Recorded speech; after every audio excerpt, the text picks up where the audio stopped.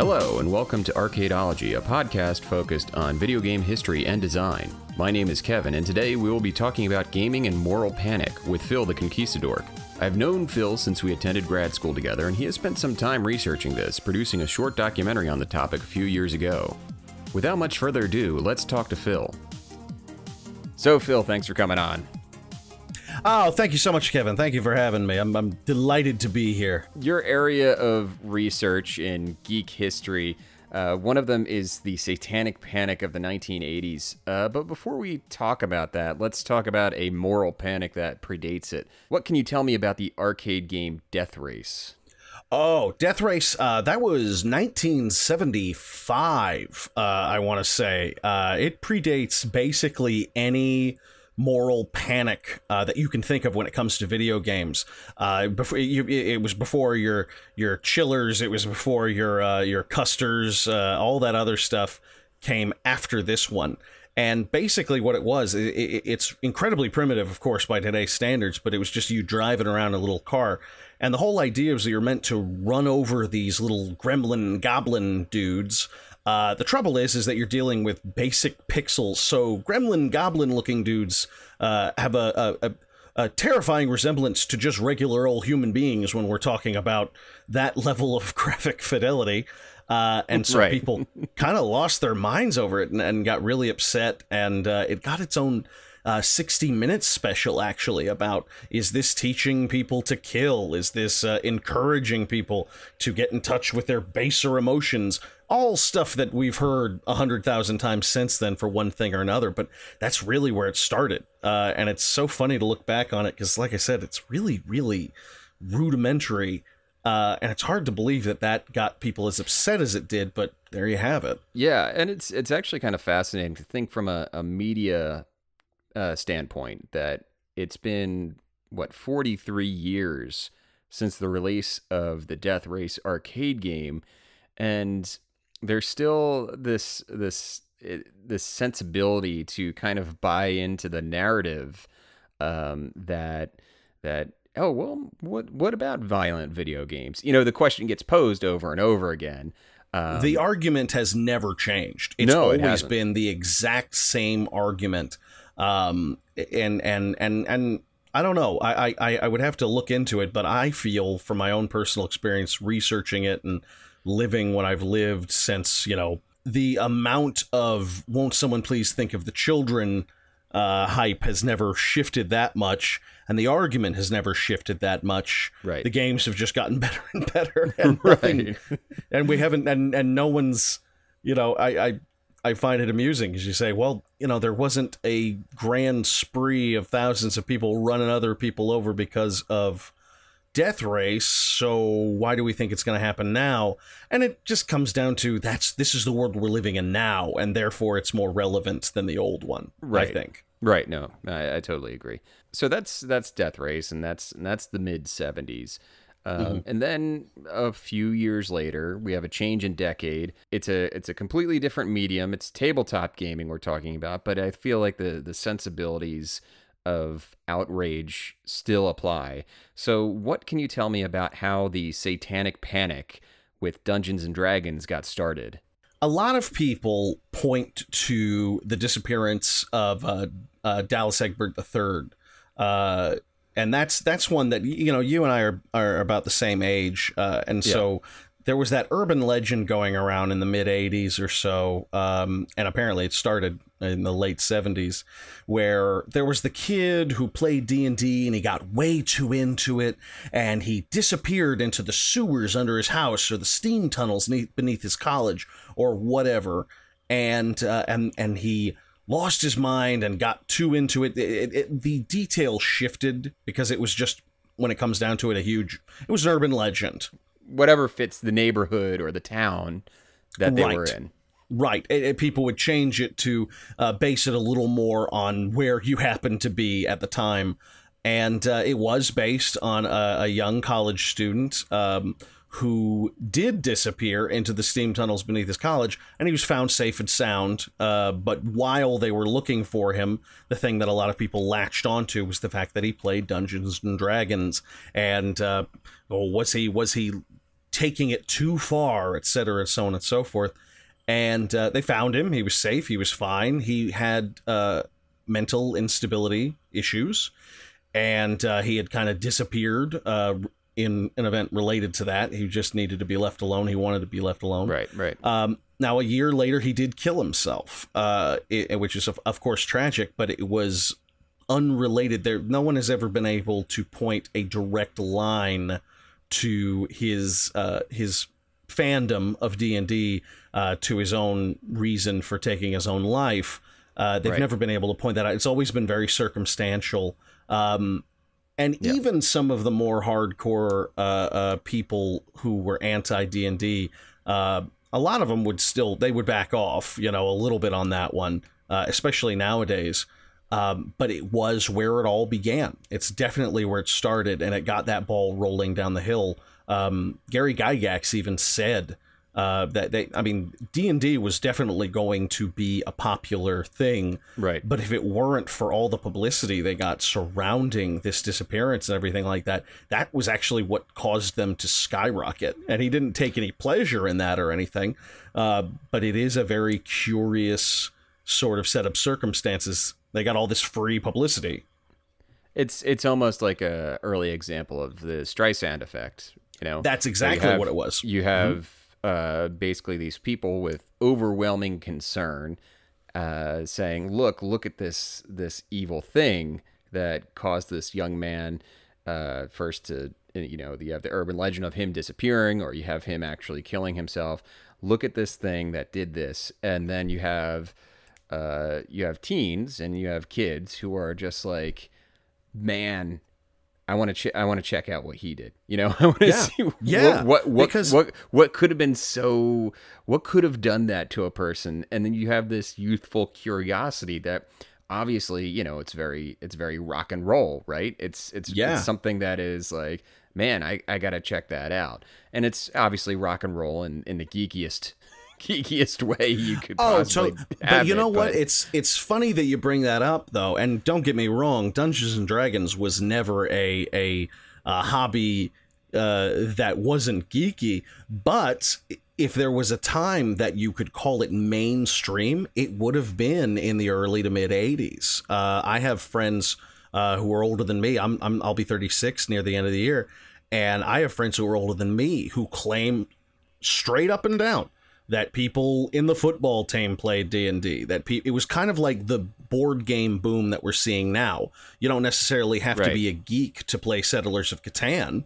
Right. It was just something people did. And so that was the time for it. It's actually funny, you talk that moral indignation, how it just attracts people, the people who are so concerned about it, and they end up blowing the whistle that booms it, Right. It's fascinating. Yeah, and it's interesting also, and this is slightly tangential, is you have this golden age of D&D's rise in popularity coinciding with the Satanic Panic, and I feel like there is actually a current, I don't want to call it a resurgence, because I feel like D&D probably plateaued a bit. It rose its stature, and then it plateaued through the 90s. But I feel with the current 5th edition, I think that this version of the game has really pulled in a lot of new people. It has kind of like a sheen and an accessibility. You see that 5th edition player's manual, and it's like, oh man, this looks like something neat. And I think that kind of coincides with a rise in high fantasy's popularity over the past maybe 15 years. Oh yeah, especially since the Lord of the Rings films came out and Game that of sort Thrones. Of thing. Absolutely. I mean, who could have predicted that a high fantasy drama with dragons and assassins and wizards would have become one of the most popular television shows of all time? That's insanity. It is. Yeah. I'm actually holding the book right now. We're talking about that moral indignation. This book's called Playing with Fire. And it was released by Moody Press, which is an evangelical press. Right. And they sent it out in 1984. and it's a pretty light read, and it's basically their one of their pamphlets, not pamphlets, it's just under 100 pages long, talking about why you shouldn't play D&D, essentially. Right. And I was impressed because they actually did do their homework on a certain number of levels. I didn't roll my eyes too much at the naivete of anything other than suggesting that, you know, this is something that could hurt you. Right. But the introduction starts with a description. It literally says, picture yourself in the cavernous interior of ancient ruins near the city of Wellkeep in the elfin kingdom of Selene. Hunting for treasure are Talmat, an elfin fighter, Bushido, a dwarf cleric, which is a whole other thing, and two humans, Galloway, a thief, and a magician named Sitaznir. They gave him pretty good names, and they describe this adventure they're going on, and imagine being a part of this. And I'm like, this is how you started your book? Are you insane? If I were like a 10-year-old, 11-year-old Christian geek reading this about why I should play D&D, it would have had the exact opposite effect. Right. I would have been like, this DM is pretty good. I gotta play it. Yeah, they did a pretty good job. In fact, if you look at the Jack Chick tract about Dungeons and Dragons, infamous now, you can find it all over the internet.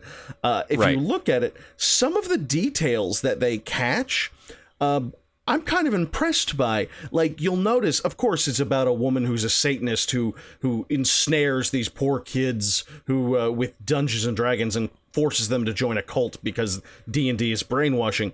But you look at the artwork, of course, yeah, but you look at the artwork, and the DM, this witch woman, she's got a Dungeon Master screen, which they would have had to have done some research to know that right, because like you don't need to have a Dungeon Master screen, but it's kind of ubiquitous with Dungeons and Dragons, right? So like somebody had to have some experience with the game in order to. And I'm saying I'm using the plural they here, right? Because they them. I'm one of the people who is not entirely convinced that Jack Chick was. I mean, he might have been an individual at some point. I have a feeling he was more like a Jim Davis, who just had his name signed to these things rather than doing it himself. I think you're absolutely right. My research on Jack Chick has shown that you're probably absolutely correct. In fact, I mean, there's every reason to believe that he did pen and illustrate the earliest Chick tracts. And you never saw a picture of him until after he died because he, quote unquote, wanted to keep his privacy and that sort of, which, okay, I get that. Yeah. And of course they went into different artists and that sort of thing. And I think you're right. I think that might have been exactly what it was. And the proof in the pudding for that one is the fact that the movie based on his Dark Dungeons Chick tract, which was a parody, I believe it is called Dark Dungeons. Right. It's a parody. It's very clearly meant to make fun of this attitude. And he gave them his a blessing on it. Right. He read the script, apparently, before they made it, and he said, yes, absolutely, this is authorized, without seeming to realize that this was meant to be satire and making fun of the whole thing. And I think that's I think you're absolutely right. I think that has to be the case. Yeah. So, speaking of Jack Chick, who were some of the other main perpetrators of the panic? That would be Patricia Pulling. Would probably, after Jack Chick, would be the biggest one. She was the mother of a young man, Irving Pulling. I believe it was Irving Pulling. Hang tight. Let me check my references here. Check your notes. Irving Lee Pulling. He was a young man who killed himself. And as the story goes, she was informed by somebody, he was a D&D player, and she was informed by somebody that Irving had been playing a game of D&D at his high school, and the high schools were all about it. They were like, yeah, sure, you can have your clubs. And she was informed that his character had a curse placed on him. and the only way, and according to the research she did, the only way that he could remove the curse was to make a sacrifice of himself, and that he had like a 97% chance, if he did it right, of being resurrected from the dead. And it's just very it's a lot. And she founded, in response to this, Bothered About Dungeons and Dragons, which you could have picked a better. It's like, come on, not every acronym has to spell an actual word. Right. Yeah, but it's bothered about Dungeons and Dragons, which was very active and worked alongside a number of organizations, chiefly evangelical organizations, right, to warn people, and mothers especially. With the name of BAD, obviously they're trying to tie themselves in with MAD, Mothers Against Drunk Driving. It's one of those things. It's like it's a credibility by association, even if there isn't any real association. Sure, and that's frustrating to me because if you know anything about MAD, they haven't always been the most reputable organization in the way they do things. Right. But at least drunk driving and that sort of thing is a problem that you can't help but go, yeah, we should probably do something about that. Right. That sucks. Let's try and maybe stop people from doing that. And so it kind of, if it were me, if I were a member of MAD or the founder of MAD or anything like that, and these people coming in like, yeah, we're just like you, we're trying to save kids from Dungeons and Dragons, I'd be a little pissed off. Yeah, it's a little bit of it's like very degrees of difference, you know. Right. It's like, no, we're absolutely the same. It's like, I don't think we are. I don't think we're the same. Yeah, and that organization was pretty active up until, I want to say, 1997. Wow, that is much later. That is a lot later than I thought it would. It surprised me too. And here's the thing: it only ended because, sadly, Miss Pulling died, I believe, of breast cancer. And that was the only reason it ended, because after she passed, there really weren't. I get the impression from when I've read that it was almost, not quite, but almost a one-woman show. Right. Because after she passed, there really wasn't anyone to pick up the slack and like keep this organization going. So after that, it was pretty much over. Yeah. I'm maybe there are still people out there doing it, but as far as the organization, it ain't the original Coke. Let me put it that way. Right. They're if there's anyone else out there claiming to be a member of BAD, they're either trolls or they're on a completely different kick. Yeah. But yeah, she after Jack Chick, and maybe even a little more than Jack Chick, I would suggest that Pulling was probably the number one mouthpiece for parents and organizations who thought that this was an issue. In fact, you know, the more I think about it, the more I would suggest that she probably had a little more sway than Jack Chick, because I believe she was Jewish and she didn't really go in. I never was able to find anything that suggested she went into it with an evangelical bent. Right. Although she did totally believe in the idea of curses, and she claimed that people told her that they could hear these evil voices when they were playing the game. That's the trouble with all of this. It gave her a little bit of credibility for some people who weren't necessarily thinking that it was, oh, this is just simply a Christian evangelical thing. Right. And so, exactly. So it didn't you didn't necessarily have to associate yourself directly with, Jerry Falwell or Pat Robertson or whatever. Right. And it's fascinating when you think about it, because, the whole point of this is that it goes beyond a level that you're used to with rational argument. There is no real rational argument at least in the 80s and stuff like that. Right. When we get into the video games, obviously we'll get more into people talking about science and psychology and that sort of thing. But at this time period, it was pretty heavily organized in the direction of this is evil with a capital E. Yeah, there was more. I feel like people had kind of a clear sense, and not clear in a good way, but just a clear delineation between good and evil with basically how people should be spending their time, right? So they were like, oh well, if you're, and it's the 80s, right? And I don't want to get too much into a socioeconomic everyone was doing drugs. I think that's what you're getting at. Well, I think I think of it. I think of the 80s as very. It's an era of like hyper capitalistic mindsets, right? So if it's something that did not fit necessarily into if it was a hobby or something that wasn't going to pay dividends in the long run, it was you're just wasting your time, right? Yes. So you have video games, you have tabletop games, you have these things that from, just a generation prior, there was such a small percentage had any experience with them, and now they see the youth as a monolith, consumed by it, and be like, oh well, these kids, they have no future, right?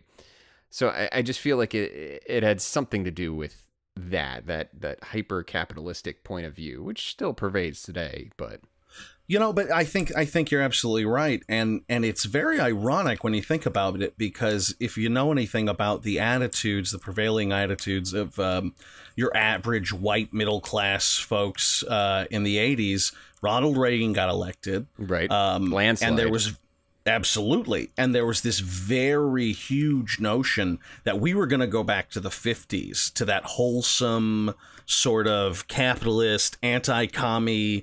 It was very much them kind of trying to get back to the 50s era that never was. Right. And so, but forgetting entirely that the 50s had their own issue in terms of people discovering rock and roll and poetry and all this other stuff. And the Red Scare it could almost be considered a counterpoint to that 1950s, the idyllic thoughts about the 1950s, because you have people just so afraid that people, your neighbor is a communist, right? Totally. And infesting potentially your entertainers. You have screenwriters and actors and things like that, and they are working in subversive ways to potentially brainwash your children to become communists. And I feel like there is a definite counterpoint there, a counterweight to the Satanic Panic of the 1980s. There needed to be an other enemy. That's exactly it. No, but that's exactly it, and that's been the problem with. Really any moral outrage that you might think about. The lesson people never seem to learn is if you push people, especially your youth, especially your kids, if you push too far in one direction, naturally they're going to, a lot of them, not all of them, but a lot of them are going to start pushing in the other direction, because that's just what you do at that age. Right. If you push for this wholesome, clean living thing, sure, of course, a lot of them are going to love that. They're going to go for it. But there are going to be plenty of them who go, this is boring. I want to read Allen Ginsberg and smoke dope, Right. And that's just something that people never seem to realize. And the 80s were a fine parallel of that. Yep. There are plenty of people who, it's no coincidence that around the same time that all of this moral panic was going on, that was also the stellar time of Anton LaVey and the rise of the Church of Satan. That's right. And that's not a coincidence. You bring up Anton LaVey. I was about to ask you about the Church of Satanism.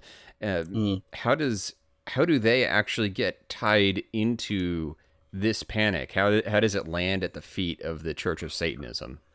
Well, it was because Anton LaVey, it's so funny nowadays. If you talk to any Satanists nowadays, there are a number of, just like the Christian church in its own way, there are a number of different, orthodoxies, I guess you could call it, of Satanism, and LaVeyism is probably the most prevalent. and it was certainly at the time.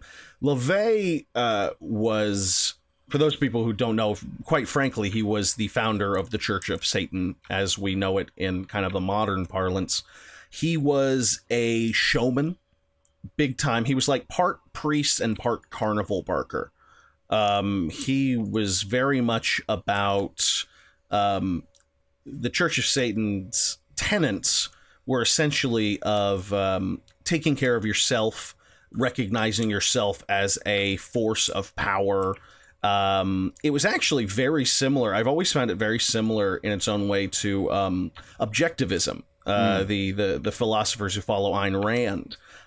It's very much about the virtues of selfishness, and it's basically what would happen if the you know, when you go on a plane and they tell you please put your air mask on yourself before you put it on your kid. Right. It's like if that notion started a religion.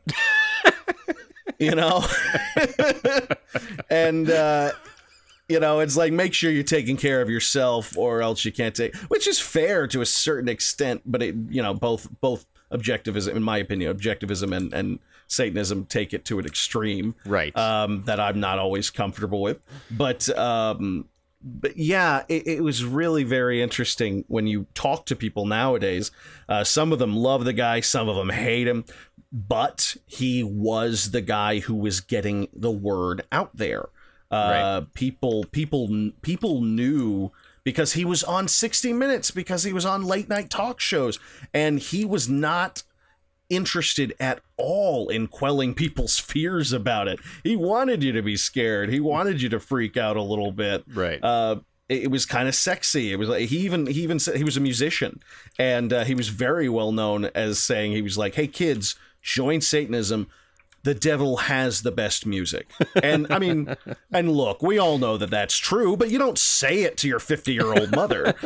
It's almost like they're trollish, right? They have very trollish. Like Anton specifically is he knows, he knows that they are freaking out over literally nothing, but 100%. He was not going to let that opportunity pass where he could, make them feel just even a little bit more uncomfortable. And it's very important to note that Satanists don't believe in Satan. Right. At least not LaVeyan Satanists. Satanism you hit the nail on the head. They were trolls. They didn't like Christianity. They don't. They don't like that it controls every facet of American life in many ways, and so they chose the symbol of the thing that Christians would be the most uncomfortable with, that would throw them. All of their rituals were inverted versions of Christian rituals, that sort of thing. Right. But it wasn't because they believed in Satan. It was because they wanted to get a rise out of Christians. Satanism is largely an atheist organization. Right. There are some people there. It's a much smaller number that actually do genuinely believe in the devil and essentially think that he got a raw deal. That's what it comes down to. Right. They think that he didn't get to write the book and therefore he's probably an okay guy is what it comes down to. Right. I don't know quite as much about them, but to answer your question, finally, LaVey came to the forefront of that because he was there.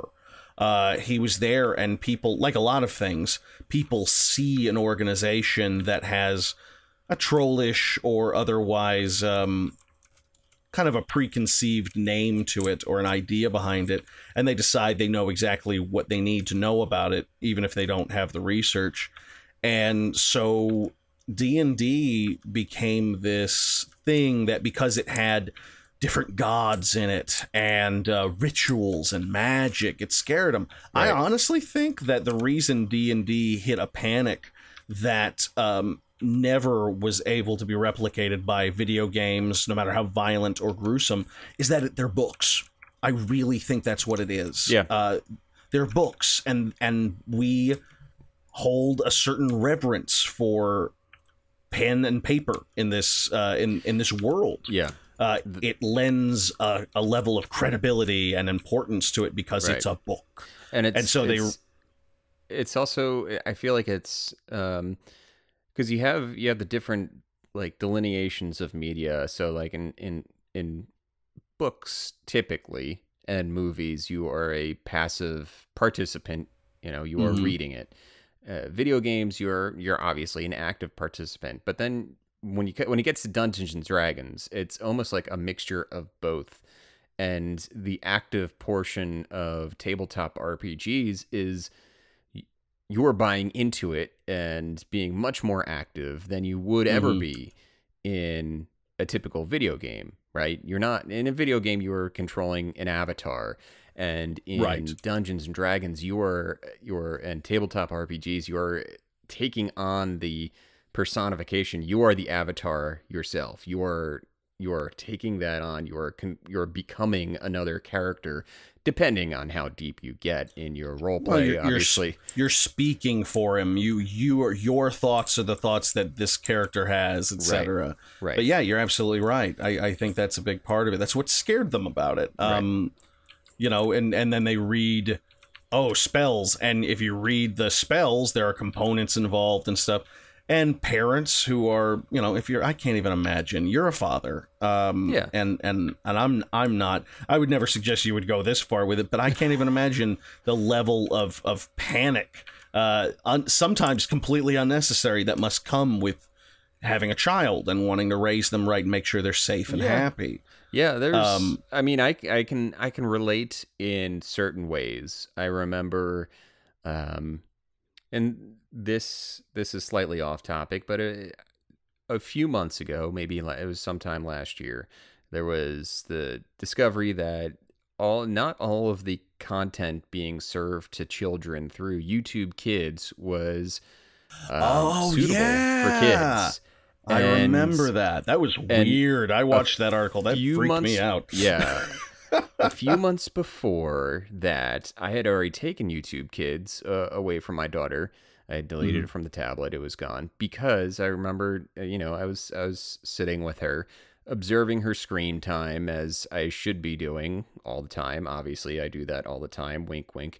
Uh, but so she's watching her tablet, and the sounds I'm hearing from it were a little bit unnerving, so to speak. Hmm. And I look over, and it's My Little Pony, but it's not My Little Pony. It's somebody reanimated My Little Pony, and it was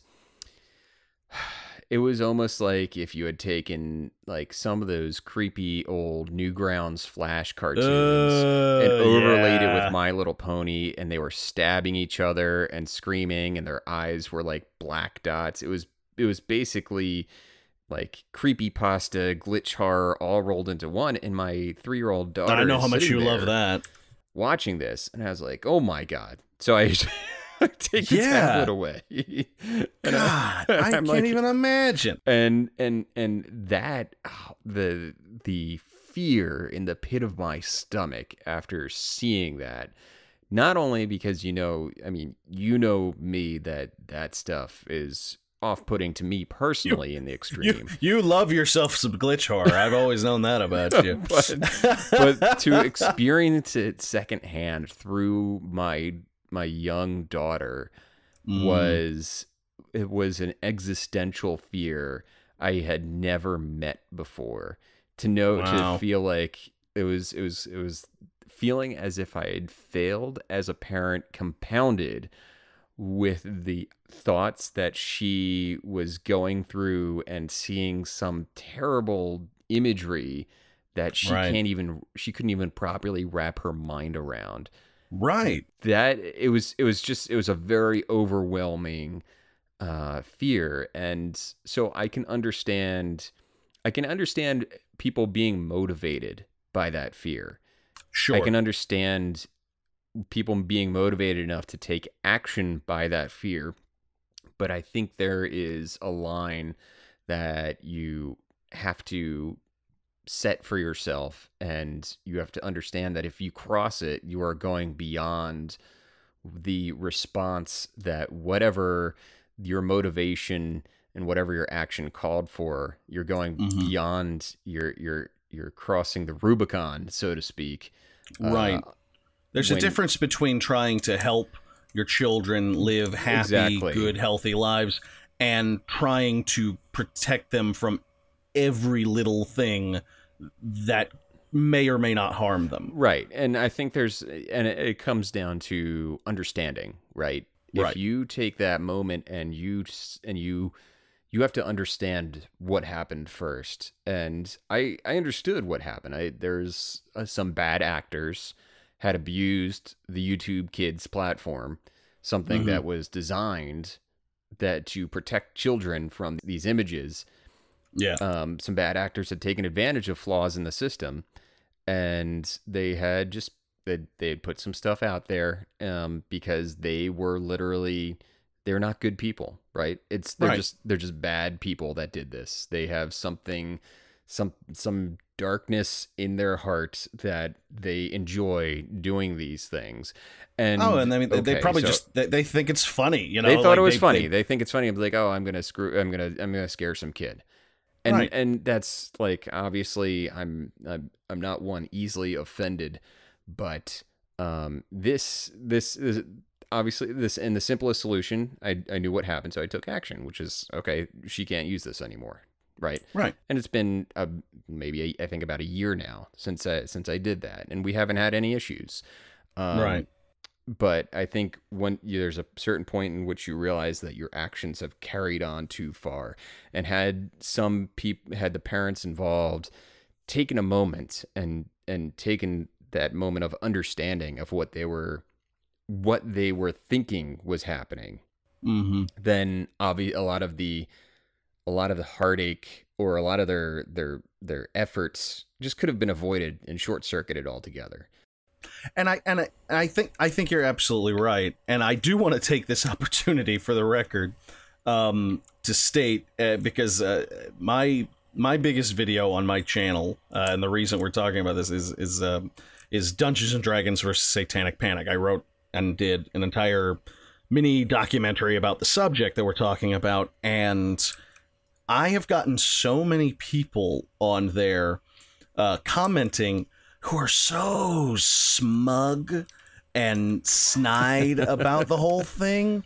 And this is something I've been struggling with for as an atheist on the internet, frankly, for a very long time, because there are plenty of good people out there, just like anything else. But my God, some of these people make these comments of just basically like, these people are stupid. How could they not? And I'm like, listen, they were wrong and they made mistakes, but I can't look at them with this air of superiority, of just, I get it. I get how scary that must be. I think they took it too far. Right. And I don't think they were right at all. And I'm glad that there were plenty of people like Michael Stackpole and other authors and people who put up a fight for it. And I would have been one of them too if I were in that position. Yeah. No, and Michael Stackpole actually even commented on that video saying, you know, this is a great summation of everything that happened. This all happened.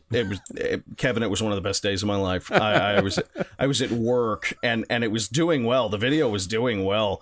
But when Michael Stackpole hopped on there and was like, this is great, and actually threw in his own 2 cents about the situation, and he pointed out, he said, you know, and he was very right, and that actually ties in what I was talking about just now. He said, you know, back then we didn't have the internet, we didn't have a lot of the stuff you had. We didn't have the luxury of hindsight and technology to help us figure a lot of this stuff out. So it took a lot more doing, and it took a lot. And it also, he didn't say this, but it also, to me, it explained a lot of why it was allowed to get to this point. Right. You know, we can be real smug and snide of like, oh, well, I knew that. I knew that wasn't a thing. But I've got the internet at my fingertips. Like, I know everything because of that. You put yourself back in the 80s and you realize for most people, the source of all of their knowledge in day-to-day life was the evening news, which, you know, the evening news can be huge perpetrators of feeding these, like an Ouroboros of panic. Right. Absolutely. And just like you say, because they only had the one source, like the evening news, they had the one source to get them their information. Of course they're going to freak out a little bit to a certain extent. You know, they're going to make mistakes, they're going to make bad calls because they only have so much. It's almost the exact opposite of the problem we have now. Nowadays we have too much information. Right. So it's so hard to synthesize the right information. Exactly. If you have an opinion on something, no matter how unfounded it is, there are 15,000 people on the internet who will back you up on it. And so you never have to believe anything you don't want to ever again. So I don't know I honestly don't know which one's worse. Yeah, it's tough. You would like to find some sort of balance in between the two. So yeah, I have this theory that these things start out as this seed of naive concern. We were talking about that just now. But the plant that is the panic is watered by those who would actually stand to make some sort of a profit. Would you say that thought's accurate? Always. There's no question in my mind. That's the problem. You come up with something people are worried about, and there's somebody who has, you know, the perfect product for you, and all it's going to cost is 3 easy installations of $55.95, you know, etc., and so on and so forth. It's the old specious reasoning thing, like in The Simpsons, you know, Lisa saying to Homer, you know, I've got this rock repels tigers, and Homer says, well, that's stupid. What do you mean it doesn't? It repels tigers? And Lisa says, well, you don't see any tigers around, do you? And Homer offers to buy the rock, you know. that's how it's, and that's the trouble, you know. There are the world is, and it's getting harder and harder for me to say this, but I do believe it to be true. The world is a good place, and the people in it are generally good people. It's just there are so many hucksters. For every 10,000 good people with good intentions out there that there is one huckster who can lead them by the nose, and they suddenly can't think for themselves, they can't make decisions for themselves, and they make the wrong ones because of these kind of people. Right. And that's what this comes down to, if you ask me.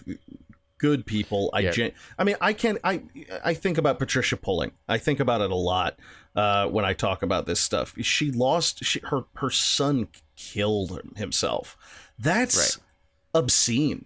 That is unnatural. No one should ever outlive their kid, least of all when they do it themselves. And in the scramble for explanation and understanding and closure and everything else, it's got to be so easy for something in your brain to twist and for you to look for the easiest explanation. You need a scapegoat, because otherwise, how can you live with yourself? I have nothing but sympathy for that woman. I genuinely do. She was wrong.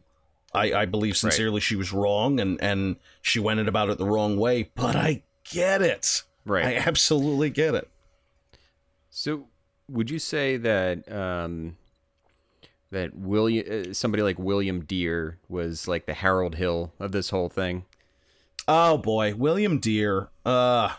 He's still out there. He's got a Twitter account that's fascinating. Oh, really? Yeah. I just assumed he had rode off into the sunset.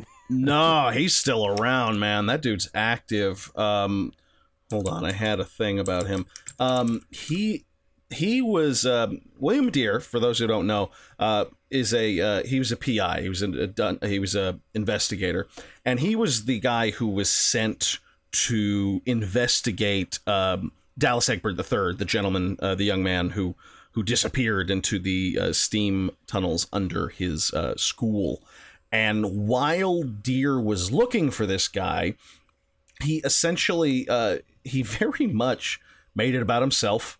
This guy, everything you read about him, and anytime he writes a lot of books, he likes to write books about the things that he investigates, and they're very he's the hero. Let's put it this way. I don't mean he's the protagonist. I mean he's the hero, and he doesn't have a great track record of making himself look not foolish. Right. He's another one of these guys that I don't know. I can't quite get a read on him. There have been parts of me and times in my research of the guy that I have thought that maybe he was one of those hucksters that I was talking about, able to lead people by the nose. At other times, I just think he's just there's a part of me that's like, you have no idea what you're doing, and you might not even know that. Right. In 1984, he wrote The Dungeon Master about the situation after everything was said and done. And that was one of the first books that really sensationalized the case. Right. Is that the one that was turned into a movie starring Tom Hanks?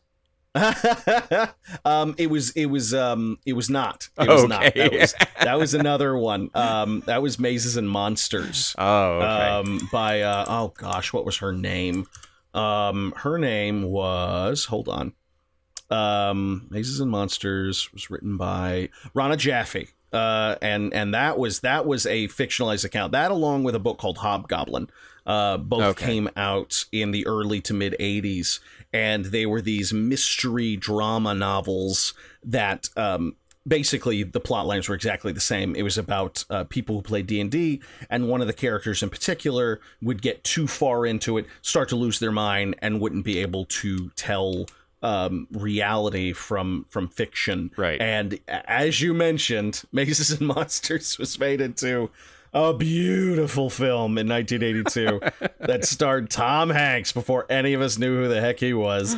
And it's, oh my God, people, I think you can find the entire thing on YouTube. Do yourself a favor, set aside an hour and a half, invite some friends over, order a pizza, pour yourself a nice glass of gin, and watch yourself some Mazes and Monsters, because it's so stupid. It's so stupid. Do you think the Satanic Panic had any real lasting effects? Sure. Yeah. In the same way that anything culturally like that is going to have lasting effect. Without going too off topic, it's one of the reasons that there are people who don't believe racism exists anymore. Right. They see it as the thing that they read about in a book once or saw in a movie once. Someone, lynches somebody or calls someone the N-word, and they never experienced that, and therefore racism doesn't exist. Ignoring all of the cultural foundations that those things that years and years ago created. And not to put this on the same level of importance or anything like that, but it's a similar situation. Without the Satanic Panic as we have it, as we had it in the late 70s and 80s, without that, we wouldn't have quite the same firepower that we did for the hot coffee scandal, for anything with Grand Theft Auto, right. Frankly. Anything with violence in video games, Columbine, the people blaming Marilyn Manson for Columbine, that all comes from the same place. I believe that those things wouldn't have happened if the Satanic Panic, didn't exist. Oh no, they would have happened totally. They would have happened, but it's just like anything else. The more something echoes throughout history, the better we get at it. And so right. It wouldn't have been quite as powerful without something like this. I don't remember who said it, but, it's like history doesn't repeat itself, but it echoes. It rhymes. I think that's right. The quote. And that's what this is. It's a foundation. It's a brick in the foundation of people panicking.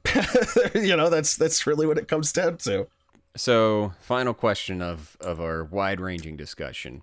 What do the Satanic Panic and the events leading up to the video game Senate hearings in the early 90s have in common? It just kind of like we were talking about before. It comes from a similar foundation, if you will, that panic. And also, in a big way, it comes from especially this one, because as I mentioned before, I've been kind of impressed. The more research I did on Dungeons and Dragons, the more impressed I was with the fact that the people on the other side of the aisle actually did their homework. This book in particular, the one I'm just talking about, Playing with Fire, they quote and reference various parts of the Dungeon Master's Guide or Deities and Demigods or any number of. They've read these books. They've looked through them. They which is easier with a book because all you need to do is read it.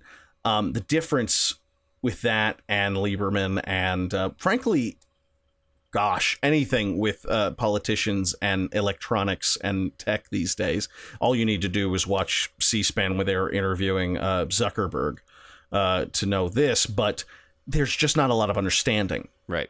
There's not a lot of understanding of what it is that we're talking about here. At least with D&D, they could read the book, but they still didn't seem to understand it because there would be so many people who, yeah, I read that. I read this description of a spell, and it said you had to burn a handful of dove feathers and smear them with charcoal. And it's like, well, that's what your character does. Do you think we literally have to do that? Yeah, no, it's just something to make it interesting and kind of cool, to make it part of the world. And that also translates into violent video games and the hearings that have the endless talks among politicians about those. Right. These guys haven't sat down and played an Xbox. Yeah, they haven't touched anything. Right. They've been told certain things. They've seen some clips. I mean, for Pete's sake, the current administration put out a montage of violent moments in video games on YouTube to talk about why this is a bad thing. And I'm like, you just put out a badass montage of a bunch of blood. Are you crazy?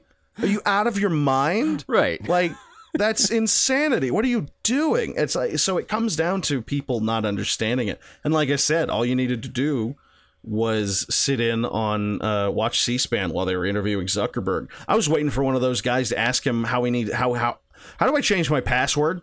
Like, these people, some of these guys have such a lack of understanding, just basic foundational knowledge of what they're talking about and what they seem to be theoretically worried about. Yeah. That it's frightening. I'm like, wait, you're going to make the rules about this? Are you? Oh, no, that's no good. Yeah, that's the unfortunate thing, is that those that have the least understanding tend to be the ones most willing to write the rules. Right. I'm trying to remember the saying. It's on the tip of my tongue.